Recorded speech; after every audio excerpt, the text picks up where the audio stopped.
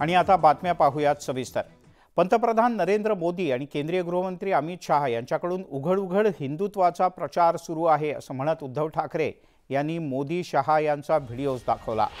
हिंदुत्वाचा प्रचार करणाऱ्या मोदी शाह यांच्यावर कारवाई का नाही असा प्रश्न उद्धव ठाकरे यांनी उपस्थित केलाय।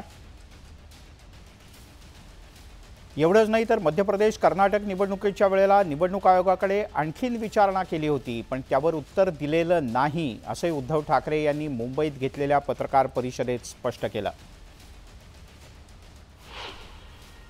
हुकुमशाही पद्धत आम्ही काही स्वीकारणार नाही। आम्ही याच्याबद्दल लढाई लढतो आहोत, लढणार आहोत आणि कोणत्याही परिस्थितीत जय भवानी हा शब्द आमच्या गीतातून काढला जाणार नाही, कोणत्याही परिस्थितीत नाही। निवडणूक आयोगाने जर आमच्यावरती कारवाई करायचं ठरवलं तर पहिले या दोघांवरती कारवाई त्यांना करावीच लागेल आणि नंतर मग आमच्या महाराष्ट्राच्या दैवताचा अपमान ते कसे करतात ते आम्ही बघू।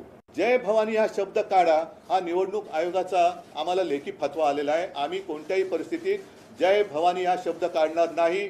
निवडणूक आयोगाने आमच्यावर कारवाई करणार असाल तर पहिलं मोदीजी आणि शहाजींवरती कारवाई करावी आणि मग महाराष्ट्राच्या कुलदैवताचा अपमान तुम्ही केलात हा जर का मी आरोप केला तर त्याला निवडणूक आयोगाकडे उत्तर आहे काय। अमित शाह तुम्ही आमचं सरकार आणल्यानंतर रामलल्लाचं दर्शन मोफत करू असं आश्वासन देत आहे। हा निवडणूक आचारसंहितेमध्ये मान्य केले गेलेला नियम आहे, त्याच्यात बदल केलाय का हे आम्हाला पाहिजे होतं। त्याच्याबद्दल परत एकदा स्मरणपत्र देऊनही निवडणूक आयोगाकडनं आम्हाला काही उत्तर आलं नाही।